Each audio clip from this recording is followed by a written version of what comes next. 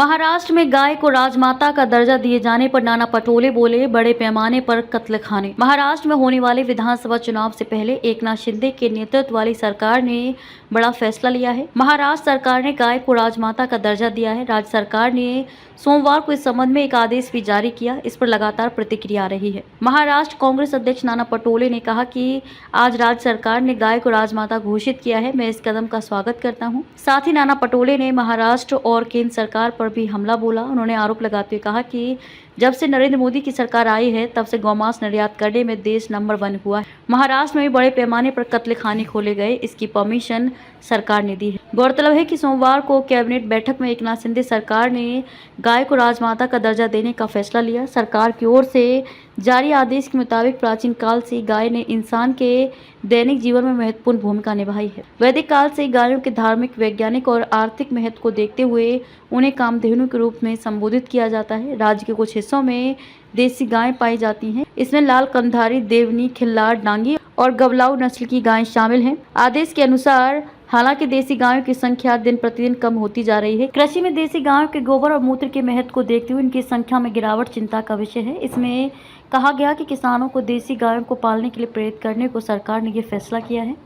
वैदिक काल से ही भारतीय संस्कृति में देसी गायों के महत्वपूर्ण स्थान, आयुर्वेद चिकित्सा में इनकी उपयोगिता, गाय के दूध और घी का मानव आहार में महत्व, पंचगव्य उपचार प्रणाली और गाय के गोबर के साथ ही गौमूत्र की जैविक खेती में उपयोगिता को ध्यान में रखते हुए देसी गायों को अब से राजमाता कहा जाएगा। सरकार ने कहा कि इस आदेश की डिजिटल कॉपी महाराष्ट्र सरकार की आधिकारिक वेबसाइट पर मौजूद है। आपको बता दें कि महाराष्ट्र में इस साल के अंत में विधानसभा चुनाव होने हैं। महाराष्ट्र में विधानसभा की 288 सीटें आती हैं। पिछला विधानसभा चुनाव अक्टूबर 2019 में संपन्न हुआ था। उस दौरान बीजेपी और शिवसेना ने मिलकर चुनाव लड़ा था और उन्हें पूर्ण बहुमत भी मिला था, लेकिन सरकार बनाने को लेकर दोनों दलों के बीच कलह हो गया और वे लोग अलग हो गए। कह रहे हैं कि आंध्र में साथ में है और यहाँ पर